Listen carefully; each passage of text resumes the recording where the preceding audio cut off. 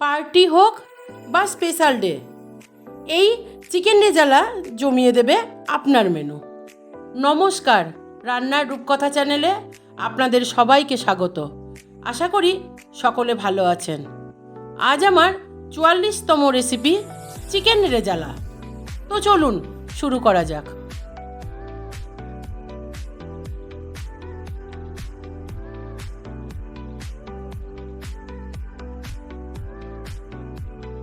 Chicken rezala বানানোর জন্য প্রথমে আমি এখানে ১ কিলো চিকেন নিয়ে নিয়েছি। এখানে আমি উইথ বোন চিকেন নিয়েছি, ঠিক এই রকম। চিকেনটা এইরকম নেওয়ারই চেষ্টা করবেন। দেখুন, এবার আমি এই চিকেনটাকে ম্যারিনেশন করে রেখে দেবো।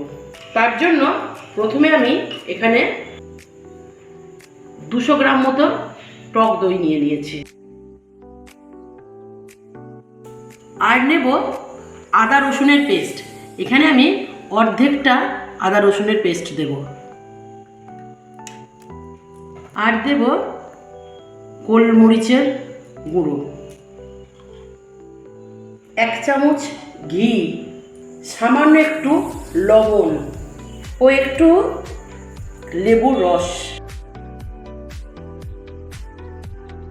এবার আমি এইগুলোকে ভালো করে মিক্স করে নেব।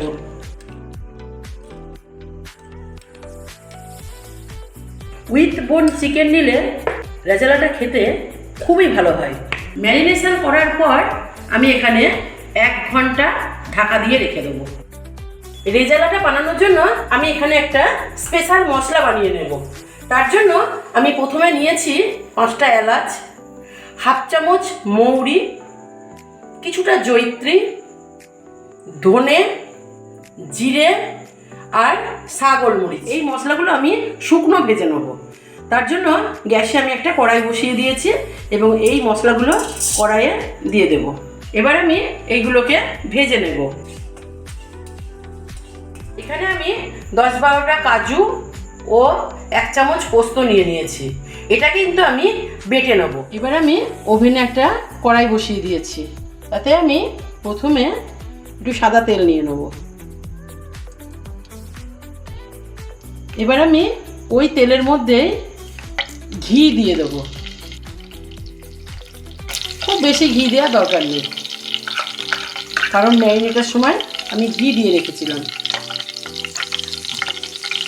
এবার আমি ওই তেলের মধ্যে একটু ফোড়ন দিয়ে দেবো। শুকনো লঙ্কা, দারচিনি, গোটা গোলমরিচ ও একটা তেজপাতা। ফোড়ন দিয়ে যখন সেন্ট বেরোতে লাগবে তখন আমি এর মধ্যে বেটে রাখা পেঁয়াজটা দিয়ে দেবো। এর মধ্যে আমি 3টে পেঁয়াজ বেটে রেখেছি।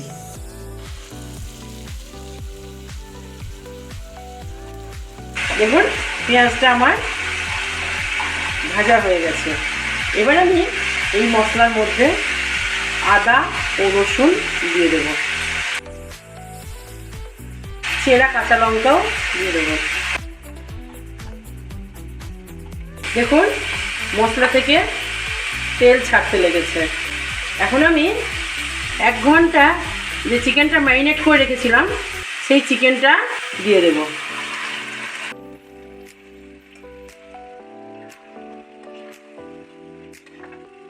ম্যারিনেট করবার সময় আমি সামান্য লবণ দিয়েছিলাম, এখন আমি আর একটু লবণ দিয়ে দেব। এখানে আমি ১ চামচ চিনিও দেব। এবার আমি চিকেনটাকে কষাতে থাকব। গ্যাসের ফ্লেমটা মিডিয়ামে রেখে এবার আমি ঢাকা দিয়ে দিয়ে কষাতে থাকব।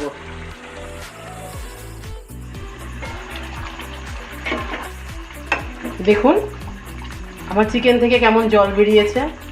আমি কিন্তু কোনো রকম জল ব্যবহার করিনি। এখানে আমি একটু জাফরান দুধে গুলে রেখেছি, সেটা আমি এর মধ্যে দিয়ে দেব। যদি জাফরান না থাকে তাহলে ১ চিমটি একটু হলুদ দিতে পারেন, কিন্তু যেন বেশি দেবেন না, কারণ আমাকে সাদা ভাবটাই রেজালার মধ্যে রাখতে হবে। তবে জাফরান দিলে এই স্বাদটা একটু বেশি ভালো হয়। এবারে আমি আবার ঢাকা দিয়ে দেবো। দেখুন চিকেনটা আমার সিদ্ধ হয়ে গেছে। এখন আমি গ্রেভিটাকে ঘন করবার জন্য কাজু ও পোস্তর যে পেস্টটা বানিয়ে রেখেছিলাম সেটা দিয়ে দিলাম। রেজালাতে একটুও জল ব্যবহার করবেন না, চিকেন থেকে যে জলটা বেরোবে তাতেই হয়ে যাবে। দেখুন ঘনত্বটা, যেহেতু কাজু দেওয়া আছে সেহেতু একটু নাড়বেন, এটা স্টিমটা কমিয়ে দিয়ে একটু নাড়বেন। যখন আমি চিকেনটা ম্যারিনেট করে 1 ঘন্টা রেখেছিলাম তখনই রেজালাটা আমার 50% হয়েই গেছিলো। দেখুন ঠিক এরকম ঘনত্ব হবে। মাংসটা সিদ্ধ হয়েছে নাকি একবার দেখে নিই। দেখুন মাংসটা সিদ্ধ হয়ে গেছে। এখন আমি যে ভাজা মশলাটা করে রেখেছিলাম সেটা দিয়ে দেবো।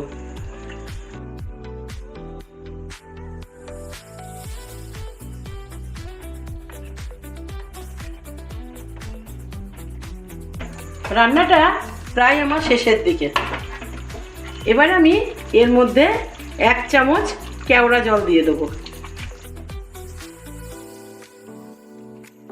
দেখুন কত সুন্দর হয়েছে।